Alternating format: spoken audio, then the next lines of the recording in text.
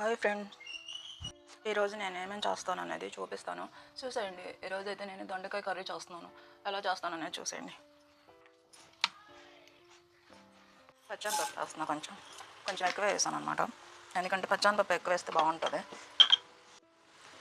చిన్నపాయ, తాలింపు గింజలు, మిరపకాయ, కరివేపాకు, ఇంగువ, పసుపు, దొండకాయలు.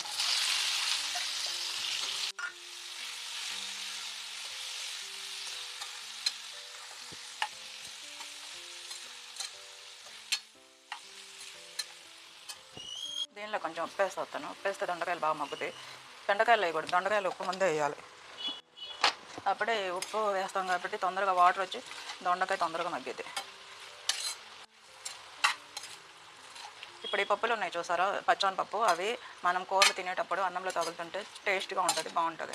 అందుకని కొంచెం ఎక్కువ వేసాను అనమాట. తాలింపు గింజలు కాకుండా విడిగా వేసాను. ఇప్పుడు దీన్ని మగ్గనిచ్చేద్దాం.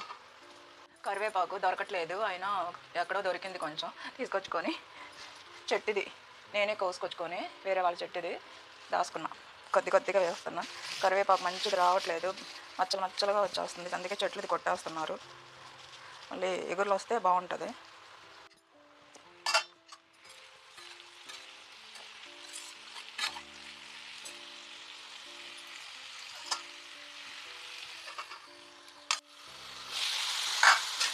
నేను దొండకాయని బాగా రోస్ట్ చేయను. అలానే ఇందులో ఉల్లిపాయ, పచ్చిమిరపకాయ నేను అలా వేయాలనుకుంటే వేరేలా వండుతా కూర. మగ్గాలన్నమాట. ఎలా వండుతానో చూడండి.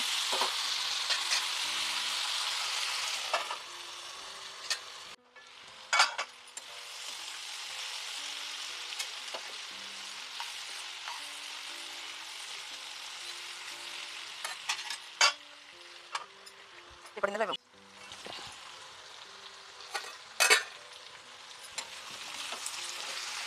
మాడకూడదండి, మాడితే బాగుంటుంది దొండకాయ. సన్న సగ పెడితే చక్కగా మగ్గిపోద్ది అన్నమాట. మనకి దొండకాయ మగ్గాలి, మాడకూడదు.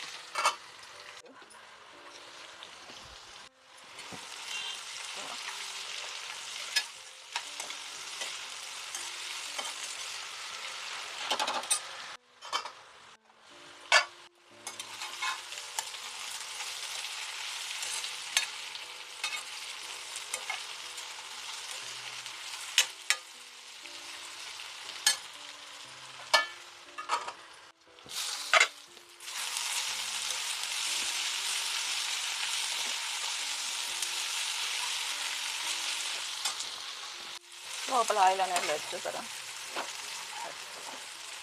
ఈ కారం వేస్తే కారానికి సరిపడే ఉంటుంది ఆయిల్. ఇంకా అవసరం లేదు, ఇంకా రోస్ట్ చేయనవసరం లేదు. కారం వేసేస్తున్నాం. 2 స్పూన్లు అయితే వేస్తున్నాం కారం. అన్నంలో కలవాలి కదా. కొంచెం నెయ్యి వేస్తున్నాం.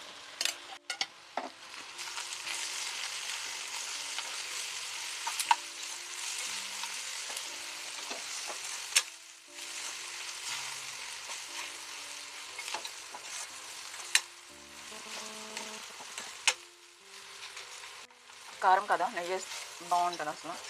ఇప్పుడు ఇది కనుక వేడి అన్నంలో కలుపుకొని తింటే దీని టేస్ట్ భలే ఉంటుంది. కొంచెం కారం ముక్కలకు పట్టినిద్దాము, మూత పెడితే.